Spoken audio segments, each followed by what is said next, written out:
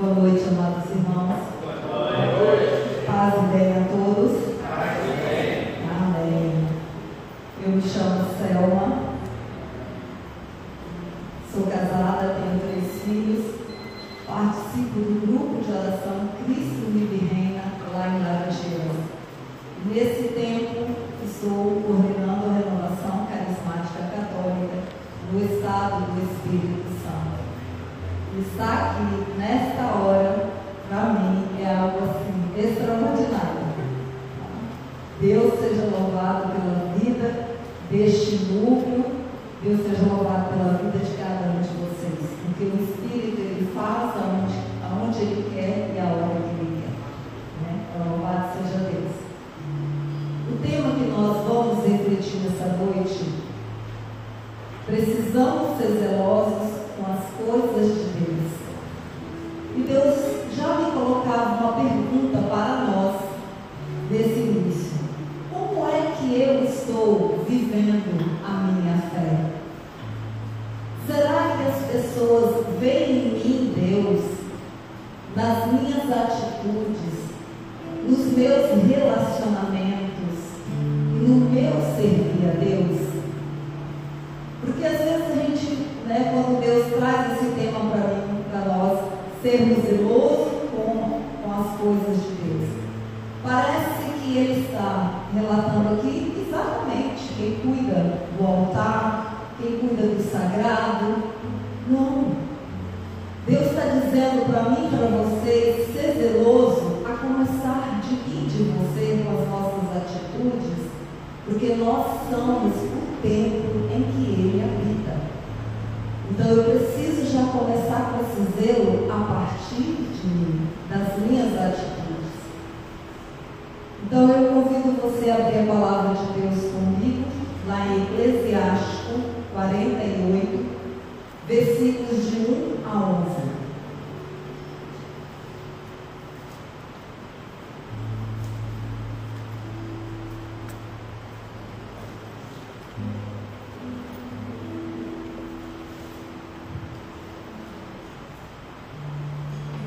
Amém, irmãos? Amém. Suas palavras queimavam como uma tocha ardente. Elias, o profeta, levantou-se em breve como um fogo. Ele fez vir a fome sobre o povo de Israel. Foram reduzidos a um punhado por tê-lo irritado com sua inveja, pois não podia suportar os preceitos do Senhor. Com a palavra do Senhor, Ele fechou o céu e dele fez cair fogo por 3 vezes, quando glorioso te tornaste, Elias, por teus prodígios. Quem pode gloriar-se de ser como tu? Tu que fizeste sair o morto do seio da morte, o arrancaste da região dos mortos pela palavra do Senhor. Tu lançastes os reis na ruína, que desfizestes sem dificuldade o seu poder, que fizestes cair de seu leito homens gloriosos. Tu que ouvistes no Sinai o julgamento do Senhor e no monte Horebe os decretos de sua vingança. Tu que sagrastes reis para a penitência e estabelecestes profetas para te sucederem. Tu que fostes arrebatado no turbilhão de fogo, no carro puxado por cavalos ardentes. Tu que fostes escolhidos pelos decretos nos tempos para amenizar a cólera do Senhor, reconciliar os corações dos pais com os filhos e restabelecer as tribos de Judá. Bem-aventurados que te conheceram e foram honrados com a tua mensagem. Palavra do Senhor.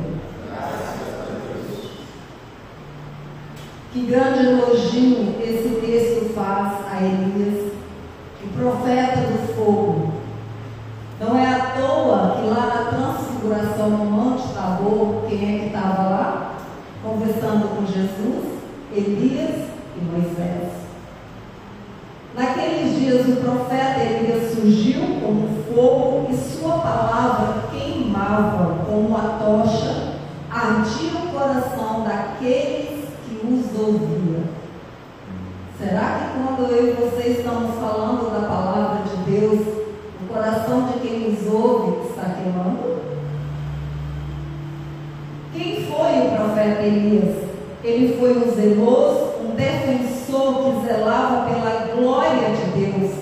Na sua época havia muitos idólatras, muitos povos seguindo falsos deuses. Não tem nada aqui diferente com o que nós estamos vivendo nos tempos de hoje. Elias, com seu zelo, dizia para aquele povo que havia um só Deus, que era digno de todo louvor, de toda adoração e de toda honra. Ele pregava, ele gritava isso sem medo aos quatro ventos. E às vezes nós estamos com medo de denunciar. Nós estamos com medo de falar a verdade. Amenizamos com meia boca para dizer as coisas. E a palavra dele ardia quando ele pregava, porque ele dizia a verdade. E a verdade, ela nos incomoda.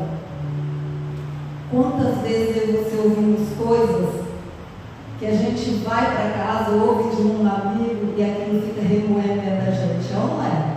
Porque a verdade, ela nos incomoda. Elias, com seu zelo, dizia para aquele povo que havia só um Deus e que era esse que deveria ser dado toda a glória e toda a honra. E assim ele lutou contra a prática da idolatria no seu tempo. Lutou contra os profetas de Baal. Elias era um homem que se consumia pela glória de Deus, um homem cheio de zelo e amor para com o nome do Senhor, zeloso para com o nome de Deus. E isso precisa chamar a minha e a sua atenção, meus irmãos, para as coisas de Deus. A palavra de Elias queimava e ardia como fogo no coração daquelas pessoas. Por causa da fidelidade do zelo, de como Elias denunciava o pecado daquele povo e sua idolatria, que era para Elias uma falta de respeito para com Deus. Aquele povo, que deixava de crer, que abandonava Deus para poder seguir idólatras. E hoje nós vemos uma grande falta de respeito com a palavra de Deus, com as coisas de Deus. Basta olharmos na Santa Missa, como é que as pessoas entram dentro da igreja, como é que as pessoas se comportam dentro da igreja. Nós vemos as pessoas que entram de bermuda, de boné, de decotes com 10 em cima e 30 embaixo de pano. Nós vemos como as pessoas estão dentro da casa de Deus barilentas, enquanto estão preparando o altar, enquanto a liturgia está passando dos cantos, enquanto a liturgia está organizando, o povo está no burburinho dentro da igreja. O povo não está rezando, o povo não está reverenciando a presença de Deus.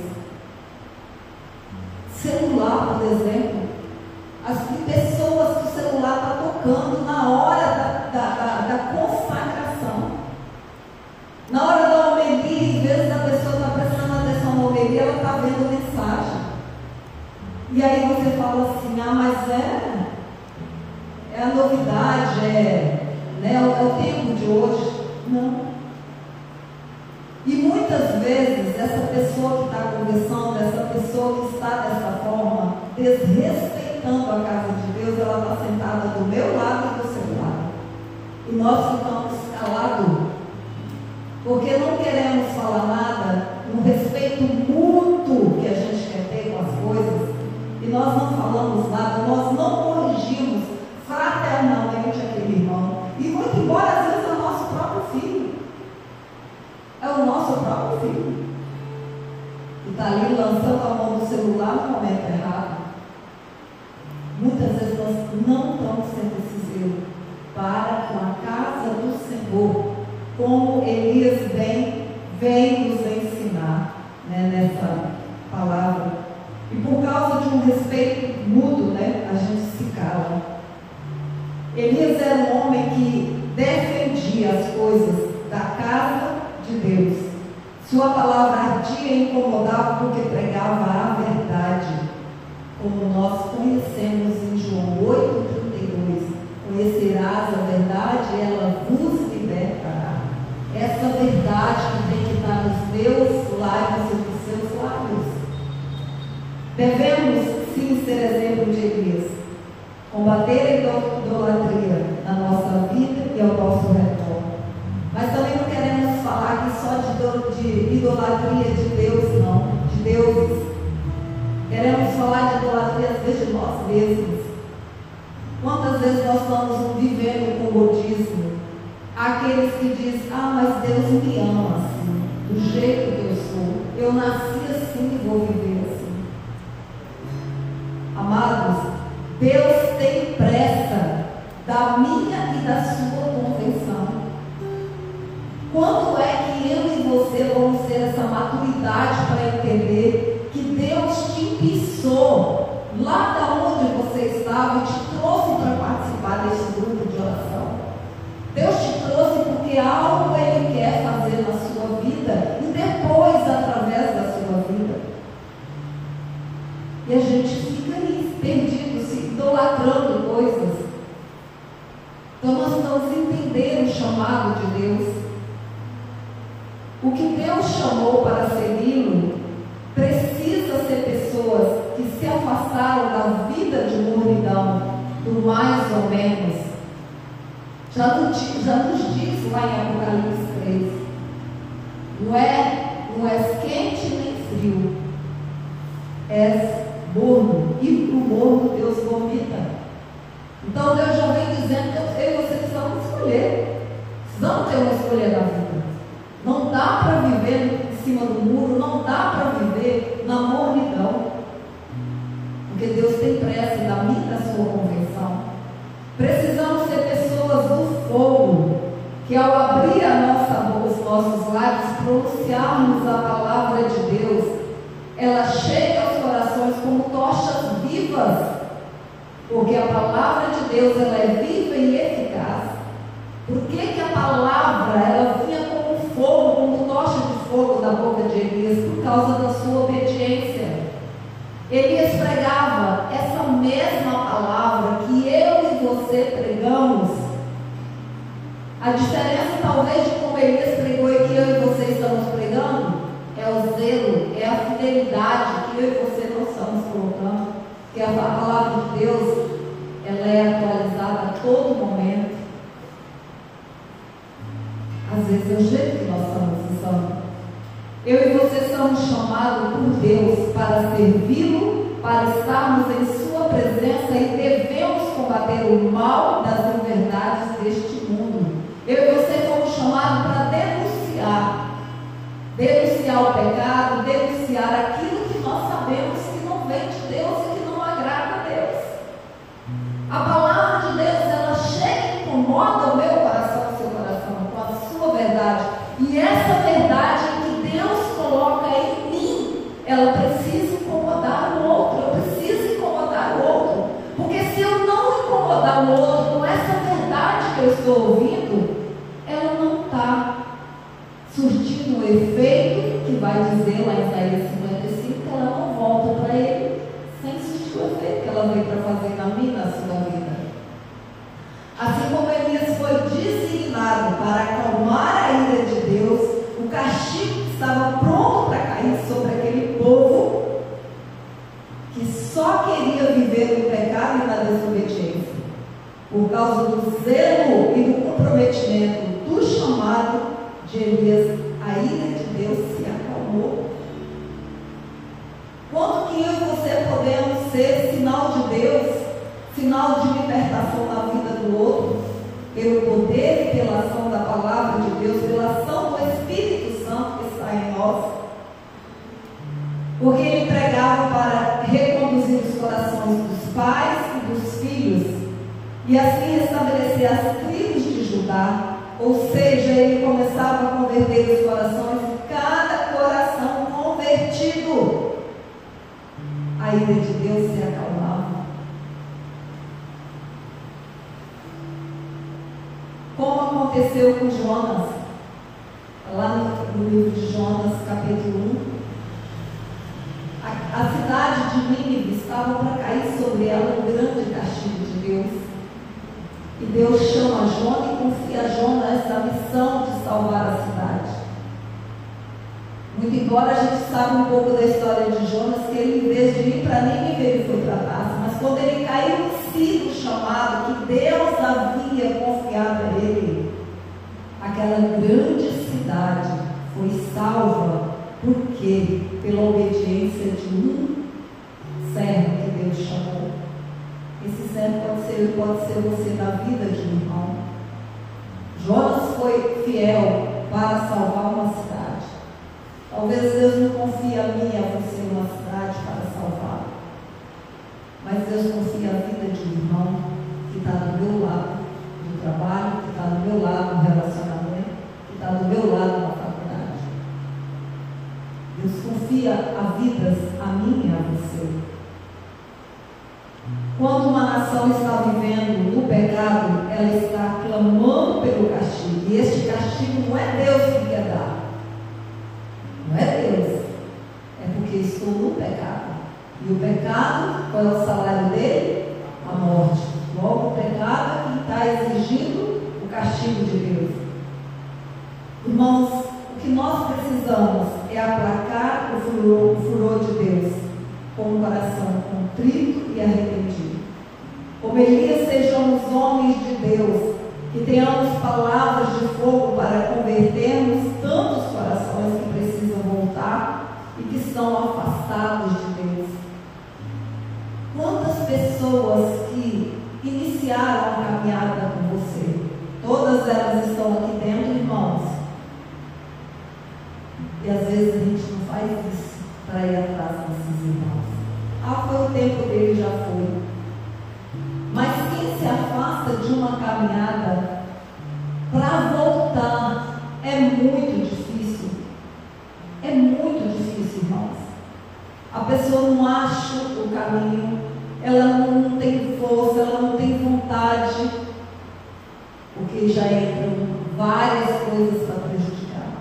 Então, se não é eu e você para ir lá, pegar a mão dos irmãos, você está fazendo falta. Olha para o seu cantinho onde você sentava, está vazio.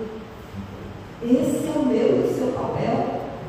Vocês podem dizer para mim, mas eu não coordeno o grupo de oração, eu não coordeno o ministério. Essa é a missão de um cristão. Às vezes a gente fica botando desculpa que eu não sou aquilo. É a minha e a sua, de um cristão. De buscarmos aqueles que se perderam. Não podemos anunciar o Evangelho cheio de emoções para provocar arrepios. Às vezes, vemos pessoas pregando com Deus, né, com gritaria, com emoções, com arrepios. Só naquele momento, não. O que nós precisamos pregar é a verdade de Deus. Porque o que Deus quer de cada um de nós é a nossa conversão sincera a Ele. Mas sim precisamos pregar o Evangelho de Jesus Cristo, que tem poder para transformar a vida de homens e mulheres que se afastaram de Deus. E que tem o poder de mudar a minha e a sua vida, mudar os nossos costumes, e que tem para que elas tenham um encontro verdadeiro com esse Jesus que um dia eu e você tivemos.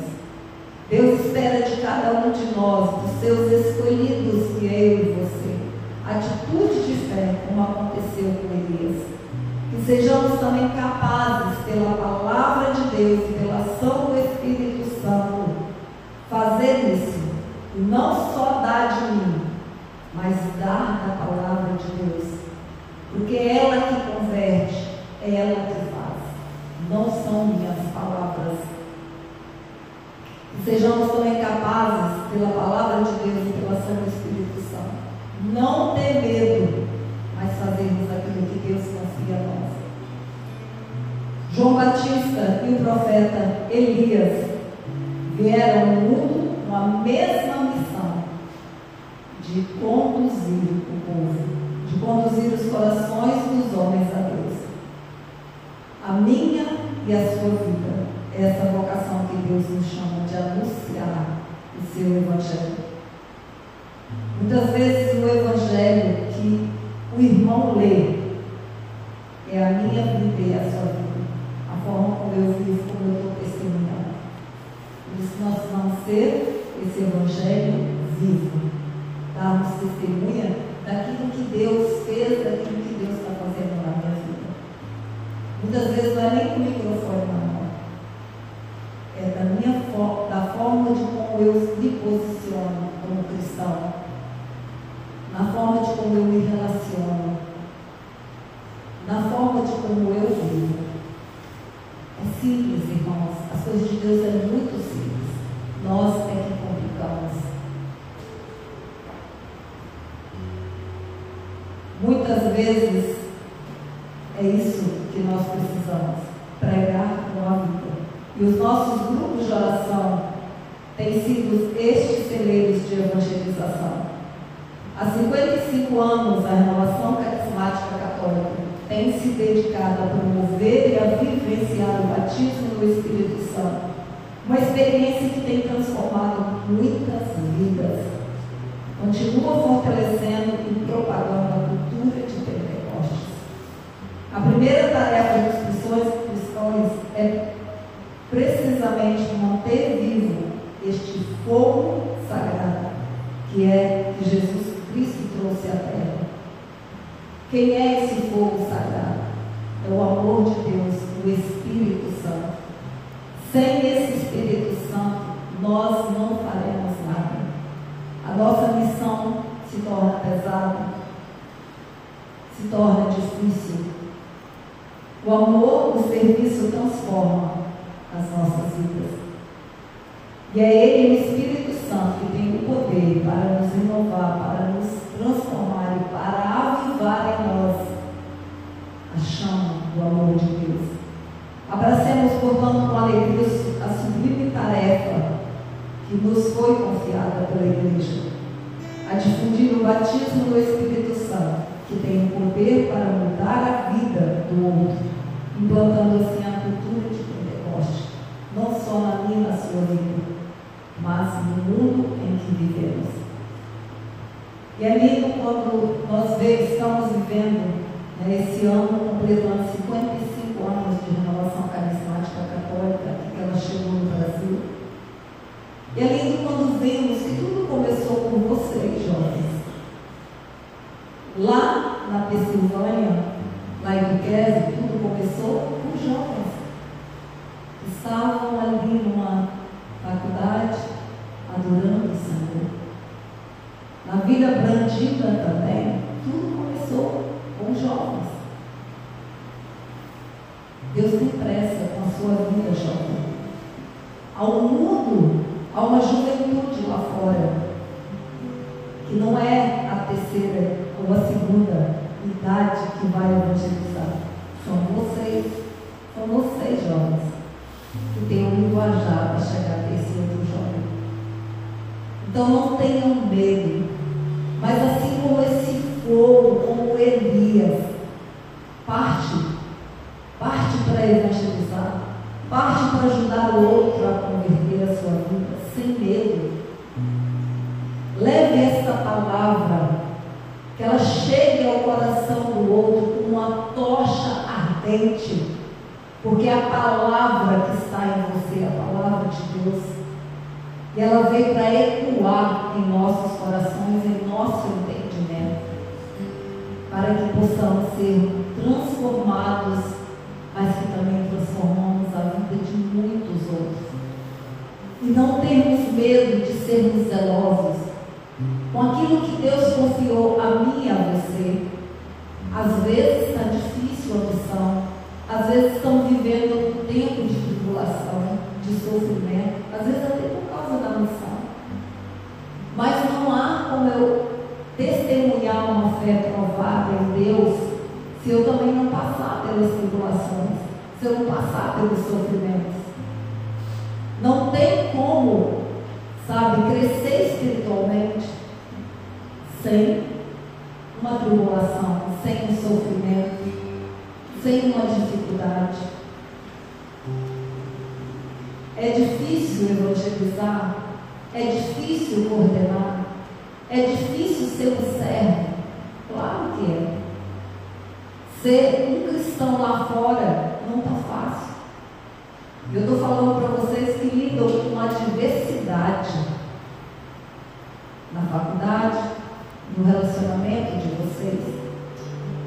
Mas eu respeito o outro. Mas o conhecimento em que a palavra de Deus me dá, eu vou respeitar o outro, mas não conviver com aquela forma de vida que ele tem. E como eu tenho a luz do Espírito Santo e o conhecimento da palavra de Deus, eu não posso me calar. Eu preciso denunciar para aquele irmão com fraternidade, com amor, mostrar para ele que o caminho de Deus para ela, que o caminho que Deus quer é outro para ela. E às vezes, como eu disse, nós estamos nesse respeito muito. A pessoa acordou e entendeu que hoje ela vai viver assim, porque disseram para ela que ela tem o direito, porque hoje está no negócio de que você tem o direito de ser assim, porque você tem o direito. Nós temos o direito de viver como filhos e filhas amados de Deus. Mas o que está sobre você e sobre mim, o ser cristão, o servir a Deus, é uma missão. É uma missão de evangelizar. Propagar a palavra de Deus, propagar a cultura de Pentecostes, sem medo, além da fronteira. Como Elias denunciava, como Elias evangelizava. Como a tocha de fogo, eram as palavras que saíram da sua boca. Sem medo. E Deus, Ele veio para transformar a minha e a sua vida. E veio para incomodar mesmo. Para nos tirar, sabe, de uma morridão. Para nos tirar de uma vida prostrada. Porque Ele quer fazer em mim, na sua vida e através de nós. Às vezes é tão pouco quando alguém te olha e partilha coisas com você. Você fala assim, a pessoa nem me conhece, por que ela está partilhando isso comigo? Porque ela vê luz em você, ela vê a presença de Deus em você. Quantas pessoas que te buscam na hora do aperto, pedindo uma palavra, um direcionamento, ela vê a sabedoria de Deus em você. Então a gente precisa viver zelosamente com aquilo que Deus confiou em você. E muito embora não é um chamado a uma coordenação, não é um chamado até mesmo um ministério de pregação, mas eu prego com a minha vida a forma de Deus vive. Amém, irmãos? Amém. E eu já quero convidar vocês a se levantarem. E é o Espírito que tem o poder de transformar a minha e a sua vida. E Ele está aqui. O Espírito quer transformar o meu jeito de pensar, o seu jeito de agir, o seu jeito de pensar. Vamos nos colocando mesmo de prontidão na presença desse Espírito Santo, dizendo para Ele que Ele tem todo o livre-arbítrio para poder agir no seu ser, porque você dá para Ele. Nós te pedimos, Santo Espírito de Deus, visita-nos nessa noite, Espírito Santo. Estamos aqui, Santo Espírito, sedento do novo de Ti, sedento do novo da palavra de Deus.